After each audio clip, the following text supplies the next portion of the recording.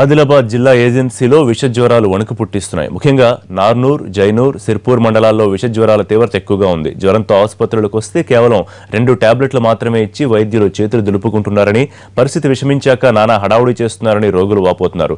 ఏజెన్సీలో రోగులు పడుతోన్న ఇబ్బందులపై మరింత సమాచారాన్ని మా ప్రతినిధి మహేంద్ర అందిస్తారు. ఏజెన్సీలో విష జ్వరాలు వణికి పుట్టిస్తున్నాయి. ఈ ఒక్క నెలలోనే విష జ్వరాలతో 25 మంది పైగా గిరిజనులు ప్రాణాలు కోల్పోయారంటే ఏజెన్సీలో విష జ్వరాల తీవ్రత ఏ స్థాయిలో ఉందో అర్థమవుతుంది. ముఖ్యంగా ఉట్నూరు డివిజన్ పరిధిలోని సిర్పూర్, జైనూర్, నార్నూర్ మండలాల్లో ఈ జ్వరాల తీవ్రత ఎక్కువగా ఉన్నట్టు తెలుస్తుంది.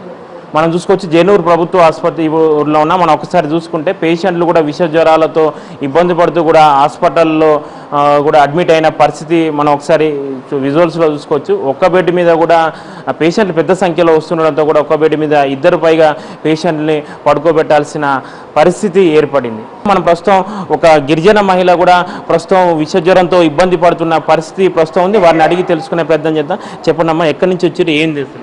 లింగపూర్ నుంచి వచ్చినాం.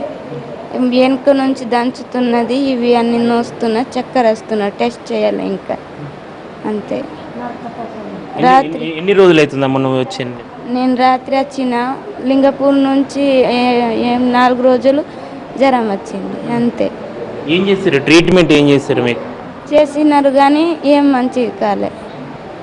ఇక్కడ వచ్చిన అయితే టెస్ట్ చేయలే, ఇంకా చేయలే. ఇంతవరకు మీకు టెస్టులు చేస్తారా? ఏమన్నా చేయలే, గుల్కొలు వేసినారు అంతే.